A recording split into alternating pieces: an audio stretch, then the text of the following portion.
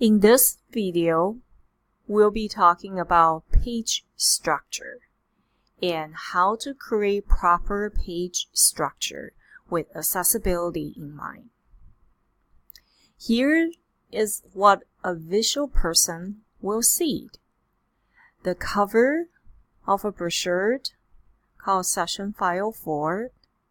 On the right, you see the logo, title, subtext, and on the left, there's a title heading, what is Session File 4, body text, and some numbered lists. Now, imagine if the same document were presented to us like this. It would be really difficult to figure out where the headings are and to isolate from one area another what the pictures is about. This is precisely what a visual impaired user will experience when they're reading a document that doesn't have the proper heading element, alt text labels, and auto-generate number lists. So you see all the texts are just running together and it's hard to tell from one session to next. And this is also represent what a non-sighted user will hear from a screen reader, which would just read all the text out loud in one setting without announcing the proper breaks from one paragraph to another paragraph in the titles. Now, imagine that you took a piece of paper and then you cut some holes in the middle of the paper. And the only way that you're able to read a document was through the holes in the paper. This is the experience the user with visual impairments sees when they are reading a document with a screen reader device. So if a document isn't properly created, it's very much like looking for a needle in a haystack. This is an analogy I like to use to explain the experience of someone using a screen reader device to read a page. When a sighted user has the benefit of seeing things from a helicopter view, if you will, visually impaired users use screen reader device don't have this benefit. To a visually impaired user, the keyboard becomes their eyes. Using keyboard and keyboard shortcuts, they can quickly list all the headings, lists, links, bookmarks, and other elements to access information they're trying to find, or to determine if there's information on the page that they want to continue reading it. I hope this helps you to better understand why we are doing what we do when we apply these principles for accessibility. For the use of proper page structure, that's referred to your Web Accessibility Guideline number 1, organizing content using semantic structure with proper headings and subheadings to form an outline of the page. Use the proper heading, which is the H tags in HTML, listed defined in Joomla dropdown in order.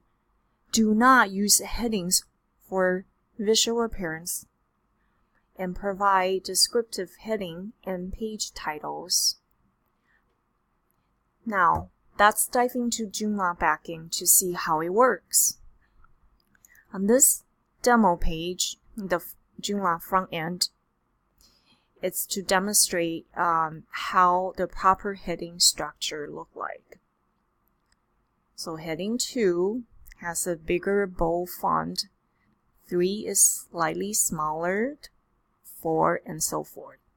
Now, in the Joomla backend, when you create the heading structure, So remember to highlight the text that when you want to create a heading or heading level, and make sure use the drop-down menu here, because all these heading level styles are predefined in our style sheet, and it's shared throughout the entire site to show consistency from page to page.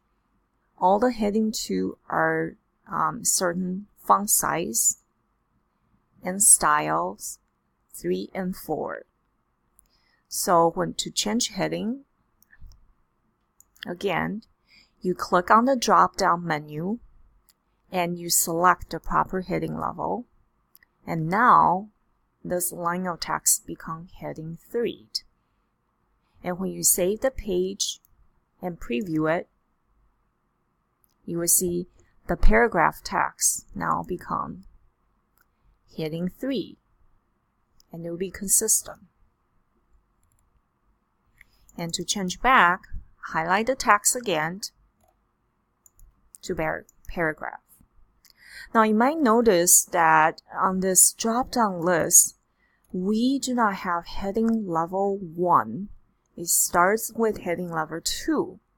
And that is because the title of the page, as you see here and on the front end here, and that is heading level 1. And heading level 1, it's a default style assigned to every Joomla page. So the page title is always heading level 1. And that's why you don't want to assign another heading level as heading level 1, because that is reserved for the Joomla page title for each page as a default. And that's why it's not available from the drop-down list, just in case some people assigned it by accident. Couple other important things I also want to point out about headings is that you want to give heading a meaningful title. That is because when visual impaired user using assistive technology such as screen reader, they hear the heading announcement first on a page, and so give a meaningful title can help them listen to the information on the page without reading all the detailed text, and therefore it saves them time to decide if this page contains the information they seek, or they move on to another page. Also, I mentioned before, do not use heading for visual appearances, meaning that only use the proper heading level for an actual heading. So don't use the heading level 3 when you want to create or give emphasis on a certain line of text. So don't do that. You can use bold, or you can enlarge the size for that as a paragraph text in the back end, such as this, if you want to emphasize some paragraph. Don't assign a heading level for it, because then in the screen reader again, it would be pulled as a heading when it's not a heading, it's just paragraph. And lastly, if you have to skip a heading level, you can, according to the accessibility rule, meaning if you don't want to use heading 2 and you just want to use heading 3 for a heading level on your page, it is okay to do so. You don't have to use heading 2 and then heading 3 and 4 and so forth. But, however, you do not want to skip or, to use a heading level, skip to a heading level out of order. That means if you use heading 3 for this heading, and then the next heading level should be smaller, but then you decide to use heading 2 instead. Because that, as you can imagine, will create things out of order for visually impaired users. So make sure the heading level are used in order, but you do not have to use all the heading levels. Now that's end of the heading video. And now we are ready to move on to the next session, which is the bullet or number lists.